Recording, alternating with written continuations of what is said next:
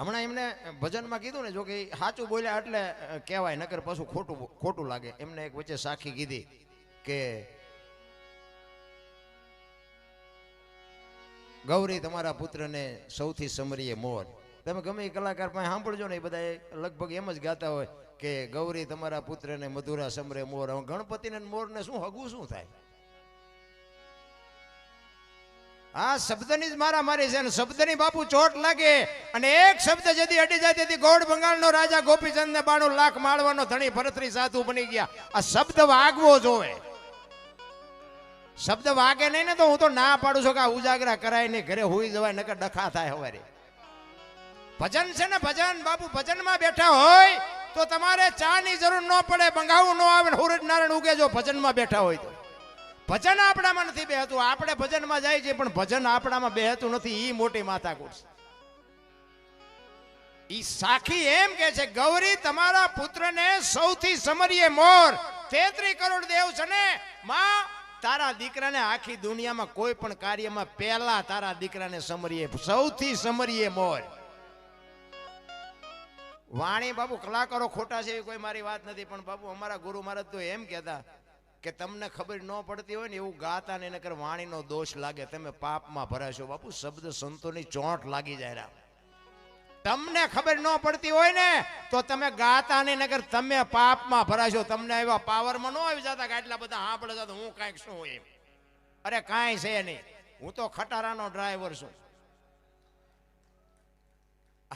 આ લાઈવ હાલે છે ને એટલે ત્યારે અમારે બોલાય નહીં, કે અમારા અહીંયા જે છે ને ઈવડે આજ વાળો નહીં કરે. બોલો આ તો બધું લાઈવ હોય એટલે જોતા હોય ને.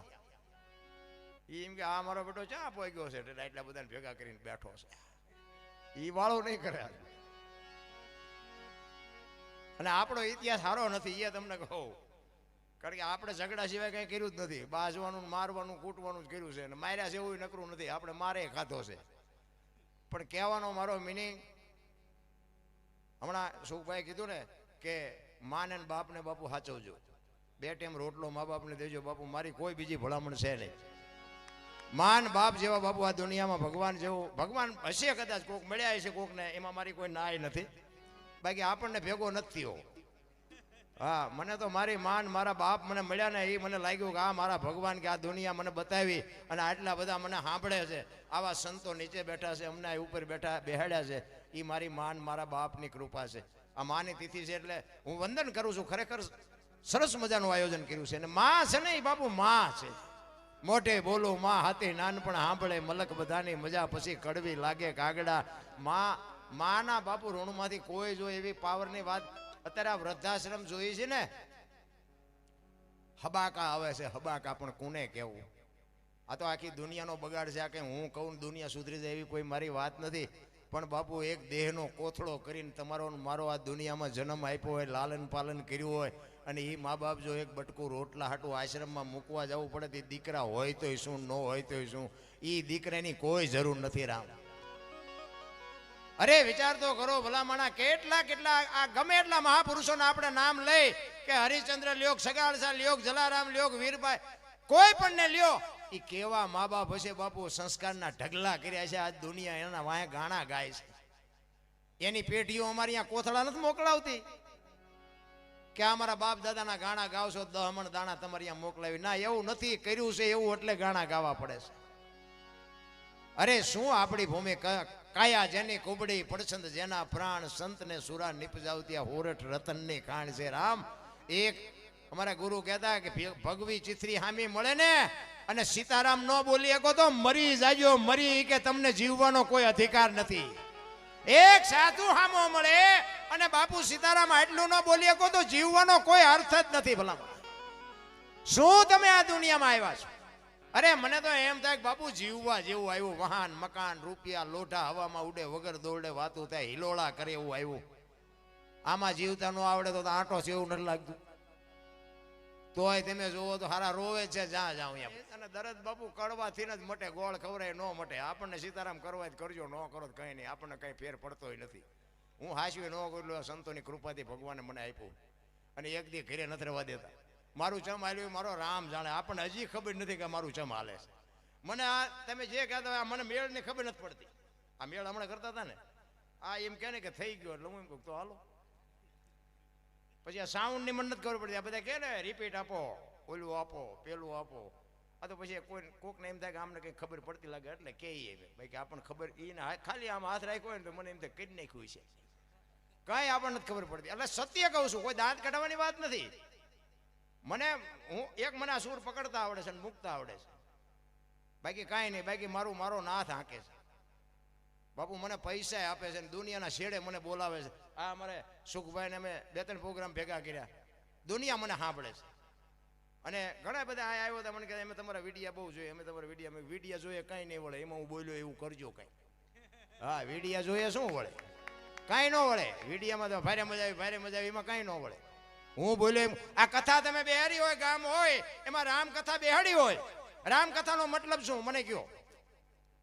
વાત તો એક ને એક જ હોય ને.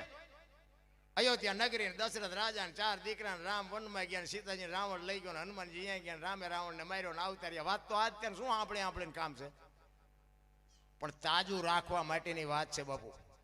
એક કથાનો વક્તા કથા વાંચતો હોય, વ્યાસપીઠ ઉપરથી વાંચતો હોય, અને રામ ને ભરતનો પ્રસંગ આવે અને ઘરે આવ્યા પછી જો ભાઈનો વિખવાદ હોય, નાનો ભાઈ જો મોટા ભાઈને બથ ન ભરી લે તો બાપુ કથાનો કોઈ મતલબ નથી. નારાયણ હાહુ વહુના ઝઘડા ન મટે, દેરાણી જેઠાણીના ઝઘડા ન મટે તો કથામાં બાપુ ફાયદો કોને? મંડપ વાળાને, સાઉન્ડ વાળાને, કલાકારને. તમારા તો ખિસ્સા ખાલી થાય. એમે લઈ આ કથાઓની તારીખો ઉપર તારીખો આવીને પડી બોલો અમારે. હું તો ચોખ્ખી ના પાડું. અમે તો 2 લાખ લઈને વ્યા જાય. તમારા ખિસ્સા છોકરાને 10 રૂપિયા ન દઈ શકો ને અમને તમે લાખો રૂપિયા આપો અને જીવનમાં ન ઉતરે તો બાપુ હું તો ના પાડું છું. ગાયોને કૂતરાને ખવડાવજો, અમારા પ્રોગ્રામ ન કરતા. મારા જેવું સત્ય કોઈ નહીં બોલે.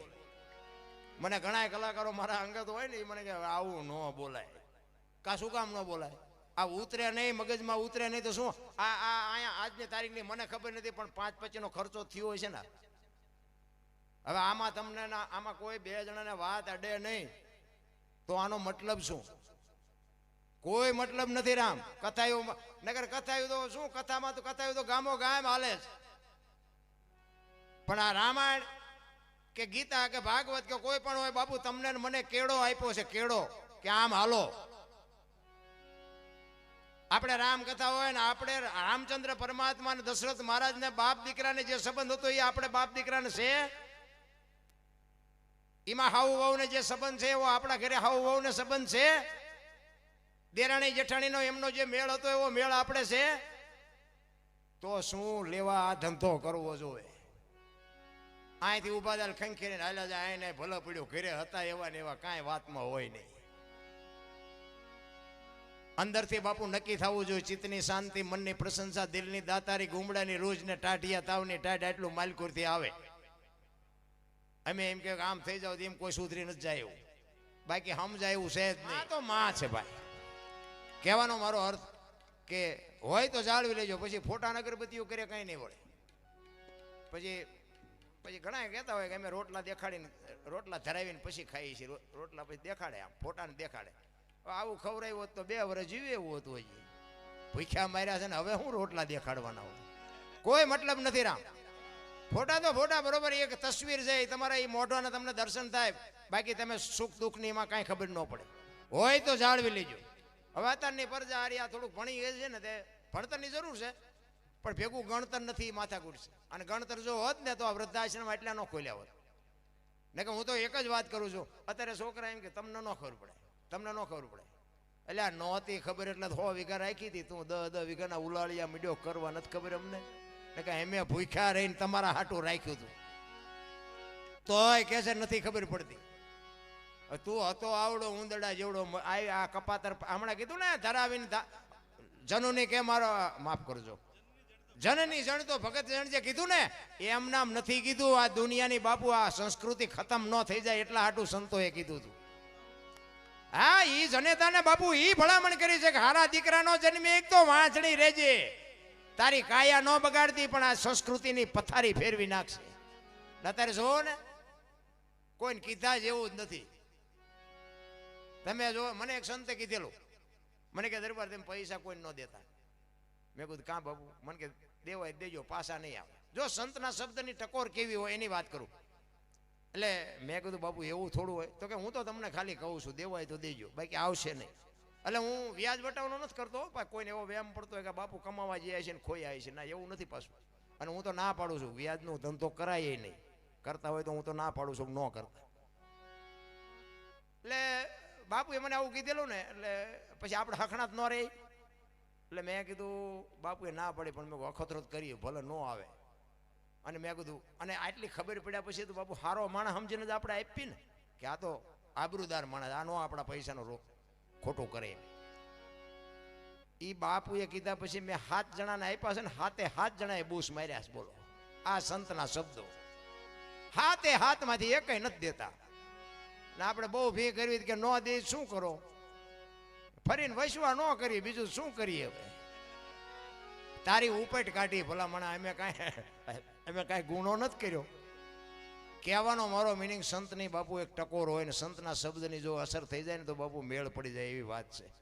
મને તો એમ થાય કે આપણા ગઢા ટાંટિયા તોડીને મરી ગયા. એમને આમ કોઈક વાહન ભાડે ને તો એ કે આ વાહન વાળો લઈ જાય તારું ખિસ્સામાં 2 રૂપિયા નો તારા. એ પરિસ્થિતિમાં બાપુ આપણા મા બાપે આપણને મોટા કર્યા ને એ મા બાપને આપણે જો રોટલો ન દઈએ કે બાપુ જિંદગીમાં દાણા જોરાવો એટલે જોરાવજો. જો એ માતાજી ગાંઠી કાઢી દે મને કહેજો તમારે ત્યાં ગમી હોય, અમારે બાપુ અહીંયા લેન લાગી દાણા જોરાવે. હા અહીંયા તતડી દે વારો આવે કાલને પમદી આવજો. એટલે આપણે એમ મારી આમાં જો ભીડ થઈ મને કીધું અત્યારે મને તેમ થતું શું ભાઈ મેં કીધું આ ભજન શીખ્યા એના કરતાં દાણા જોવાનું શીખ્યા હોત તો મારું બધું હાલી જાય એવું હતું. અને આપણા કર્યા આપણને ન ખબર હોય માતાજી ને ભુવાજી શું કરે ભલામણ. પેલા ઓલી પરબ આપણે 2 ગામ વચ્ચે પરબ કોઈક સગવડ વાળો માણા હોય ને પરબ બંધાવે. અત્યારે કોઈક સગવડ વાળો માણા હોય તો ફ્રીજ મુકાવે. હવે ફ્રીજ મુકાયું હોય ને અહીંયા લોટા ને ગ્લાસ પીડ્યા હોય, એ લોટા ને ગ્લાસ ને હાકડે બાંધ્યા હોય. બોલો હવે એને શું ભેંસું લઈ જાય છે? આ નજર સામેનો દાખલો છે ને આપણને બધાને ખબર છે ને. એ લોટા ને ગ્લાસ ને હાકડે બાંધીને રાખવા પડે કે આ માણા ન લઈ જાય. હવે એમાંથી આપણે એક ગ્લાસનો આંકડીઓ કાઢવી અને થેલીમાં નાખવી અને ઘરે લાવી અને ઘરે કંઈક માથાકૂટ થાય અને પછી આપણે દાણા જોવરાવા જઈએ તો એ માતાજી ભુવાજી કઈ ગ્લાસને ગોઈ દે.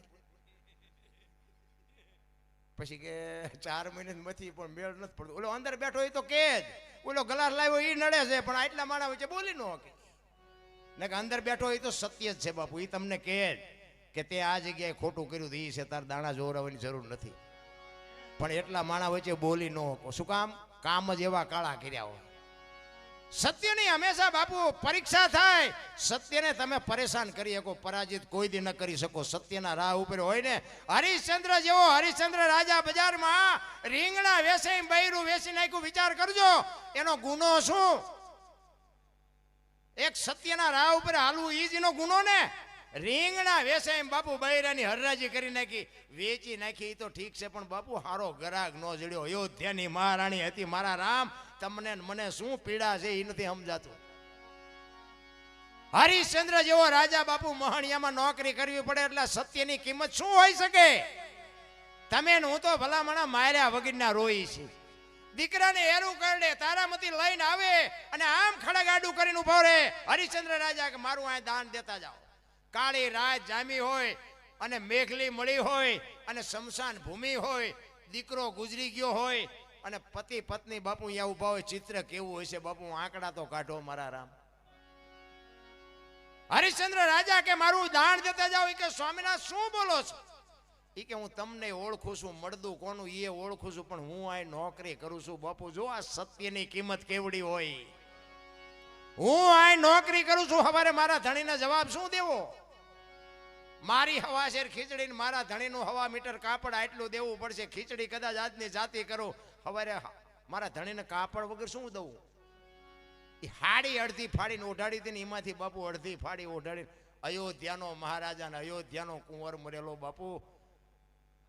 તમને મને તો બાપુ માર્યા વગરની આખી દુનિયા રોવે છે. અમે મરી ગયા, અમારી પાસે કઈ નથી, કઈ નથી. મરો કઈ ન હોય તો શું જોવે છે ભલા માણા? તમને મને તો કાંઈ વીતી નથી રામ. એ લાકડા ગોઠવીને બાપુ રોહિતના શબ્દને ગોઠવું માથે અને હરિશ્ચંદ્ર રાજા અગ્નિ મૂકવાની તૈયારી કરીને વિશ્વામિત્રના હાજા ગગડી ગયા. હો ભાઈ એ કે જો આ મળદું હળગી જાય ને તો સ્વર્ગમાં ઇન્દ્રના ઇન્દ્રાસન હેઠા આવે. આ હળી કાઢી બારે મેઘ ખાંગા કરી દો કે આ મળદું હળગે નહીં, નકર બધા જાયશો હેઠા. અને બારે મેઘ ખાંગા કર્યા ને તેથી બાપુ હરિશ્ચંદ્ર જેવો હરિશ્ચંદ્ર ભાંગીને ભૂકો થઈ ગયો. તેથી બાપુ આ દેશની આર્ય નારી આગળ થઈ હતી. એટલા માટે હું બેનો દીકરીઓને કહું કે બાપુ ધર્મ ધ્રુજો પુરુષ નથી પૂગી ગયો, દેશની આબરૂ દીકરીઓએ રાખી છે. આ માનો પ્રસંગ છે એટલા માટે હું કહું છું. તેથી હરિશ્ચંદ્ર કહે છે કે જીવવા તો ન દે પણ મર્યા પછી હળગવાય ન દે. ભાંગીને ભૂકો થઈ ગયો રાજા હો ભાઈ. પછી તારામતી કીધું કે તમે ગભરાવમાં, તમારી પાસે ખડગ તો છે ને, દીકરો દીકરાના માર્ગે વિયો ગયો, એ ખડગથી મારું માથું ઉતારી લ્યો ને તમારે જીવવું હોય તો જીવજો ને મરવું હોય તો મરી જાય. અને આમ જ્યાં ખડગ ઉપાડ્યું ને અખિલ બ્રહ્માંડના માલિકને ચોંટી જવું પડ્યું. બસ કર મારા બાપ, બસ કર બાપુ, એમ નામ નથી દુનિયા ગાણા ગાતી, મહેનત કરવી પડે. એક આ બુસટ હોય ને, બુસટ એને ઉજળો કરવો હોય ને તો પાણી જોવે, હાબુ જોવે, ધોકાવો જોવે, મહળવો જોવે ને મેલો એની હાથે થાય. ખરાબ થવામાં કાંઈ નથી કરવું પડતું, સારું થવામાં જ મહેનત કરવી પડે. 1 કરોડ રૂપિયાનો બંગલો હોય ને, એમાં બેનો દીકરીઓ કચરા પોતા કરતા જોઈએ છે, કોઈ કચરો નાખતા જોઈ? કચરો ક્યાંથી આવે? એટલે મહાપુરુષોએ કીધું કે આ 1 કરોડ રૂપિયાનો બંગલો છે ને, આમાં ભજન રૂપિયા કચરા પોતા કરતા રહેજો ને કચરો ગરી જાય છે, કોઈ નહીં કાઢેરા.